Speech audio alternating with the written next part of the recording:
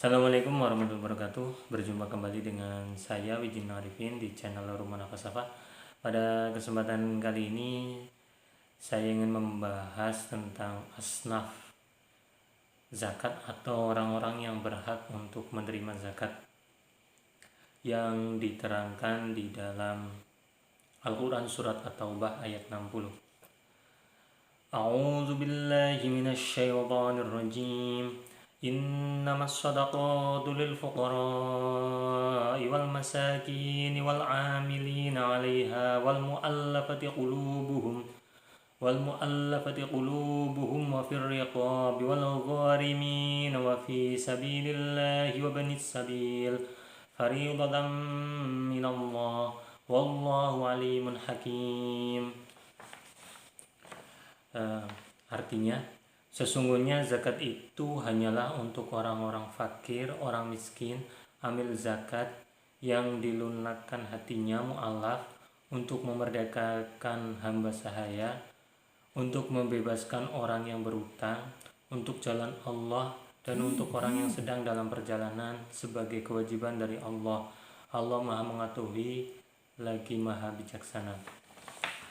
8 asnaf tersebut adalah yang pertama fakir. Fakir itu adalah mereka yang hampir tidak memiliki apa-apa sehingga tidak mampu memenuhi kebutuhan pokok hidupnya. Kalau dicontohkan, sewaktu saya sekolah dulu adalah seseorang yang berpenghasilan kebutuhannya 10.000 tapi dia penghasilannya hanya mampu misalkan hanya 5.000. Itu dicontohkan dulu seperti itu. Kemudian yang miskin itu yaitu mereka yang memiliki harta namun tidak cukup untuk memenuhi kebutuhan dasar hidupnya, pas-pasan lah. Jadi kebutuhannya itu 10.000 dan ternyata penghasilannya hanya 10.000, pres, jadi tidak bisa untuk makan saja, itu tidak bisa untuk yang lain-lainnya, itu miskin. Kemudian 3, amil, mereka yang mengumpulkan dan mendistribusikan zakat. Ini amil yang diangkat oleh pemerintah yang sah atau kepanjangan tangan daripada amil-amil tersebut. Dalam hal ini kalau di Indonesia adalah yang dibentuk melalui keputusan presiden yaitu Basnas untuk mengelola zakat infak sodako secara nasional. Kemudian dari Basnas nasional ada Basnas provinsi, Basnas kabupaten, kepanjangannya ke bawahnya yaitu PZ masing-masing atau LAZ, lembaga amil zakat yang diakui oleh Basnas. Ini adalah amil, bukan asal bentukan panitia zakat perorangan ataupun organisasi tanpa melalui legalitas. Yang keempat adalah mu'alaf, mereka yang baru masuk Islam dan membutuhkan bantuan untuk menguatkan dalam tauhid dan syariah. Ini biasanya yang iman-imannya lemah, ekonominya kurang. Sering ditanyakan apakah kalau mu'alaf itu kaya perlu dizakati.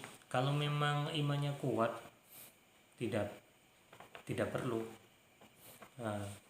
Jadi ini untuk membantu bagi mereka yang baru masuk Islam, imannya masih lemah, ekonominya lemah.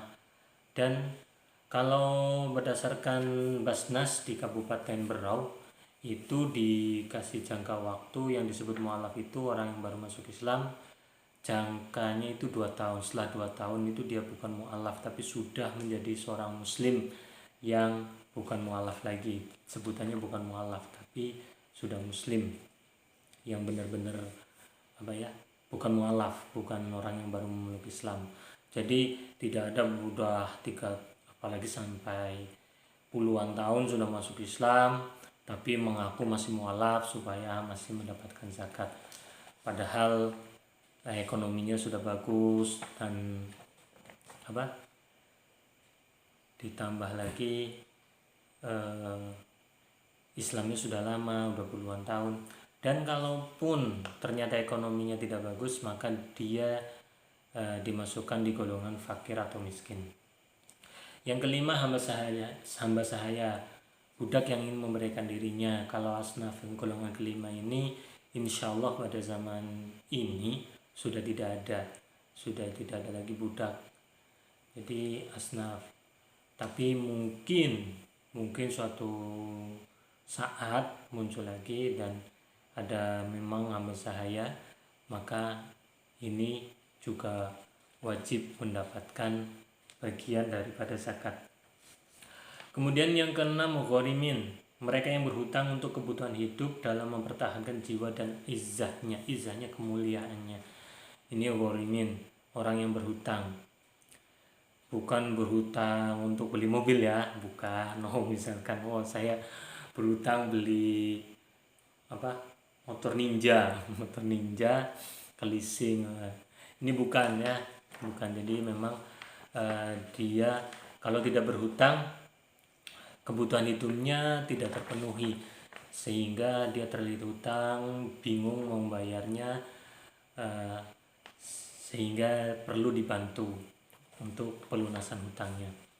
Jadi bukan karena hutang di bank atau di leasing, itu bukan ghorimin yang dimaksud.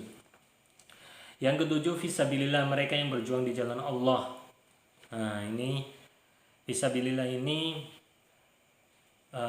ada satu pendapat fisabilillah yaitu seseorang yang berperang di jalan Allah, dia kehabisan bekal untuk berjihadnya. Dan ada sebagian ulama yang berpendapat bahwa termasuk guru ngaji, pendakwah, tukang ceramah, pesantren, masjid itu bisa dimasukkan di fisabilillah. Tapi ini menjadi ikhtilaf ya, boleh dan tidaknya. Kalau menurut saya daripada repot, dan bukankah keluar dari ikhtilaf itu, dari perbedaan pendapat itu lebih disukai kalau memang mereka para dai, para ustadznya keadaan ekonominya tidak mapan, lebih baik dimasukkan ke golongan fakir miskin. Kalau menurut saya sih ya, menurut saya masukkan ke situ saja daripada di fisabilillah menjadi masalah. Ada yang mengatakan dikasih zakatnya tidak sah, ada yang mengatakan sah. Daripada sibuk memikirkan perbedaan itunya, lebih baik ke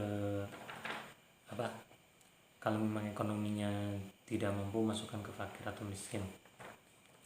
Kemudian yang ke-8 adalah ibnu sabil, atau orang bersafar, musafir, yang biaya perjalanannya kehabisan, dia kehabisan bekal untuk ongkos pulang misalkan. Dan dalam musafir ini dalam ketaatan bukan dalam rangka mau tamasya ke misalkan ke Bali misalkan, itu ya tidak termasuk ke dalam ibnu sabil ini. Jadi ibnu sabil itu seperti itu. Terus yang sering kali ditanyakan juga, kenapa janda dan anak yatim tidak masuk di asnaf? Janda dan anak yatim kalau memang ekonominya tidak mapan, lebih baik dimasukkan saja ke fakir dan miskin, golongannya ke fakir miskin. Jadi dia mendapatkan zakat itu dapatnya dari asnaf fakir atau miskin, bukan karena janda atau yatimnya. Karena kalau yatim dan janda itu masuknya bukan di ranah zakat. Kemudian ayat tentang asnaf zakat ini itu menerangkan asnaf bagi zakat fitrah maupun zakat mal.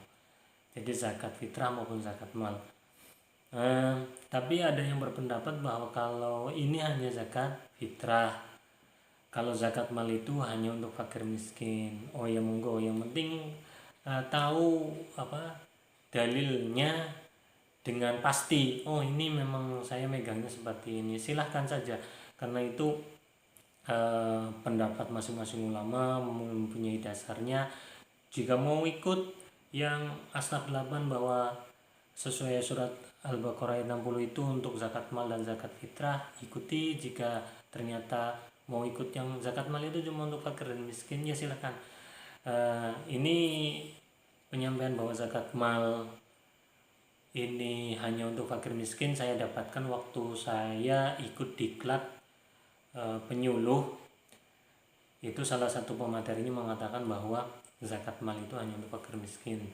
Ya walaupun menurut saya pribadi dan memang di Basnas juga asnaf 8 itu umum untuk zakat mal maupun zakat fitrah. Jadi itu saja pada kesempatan kali ini, kurang lebihnya saya mohon maaf. Semoga bermanfaat. Assalamualaikum warahmatullahi wabarakatuh.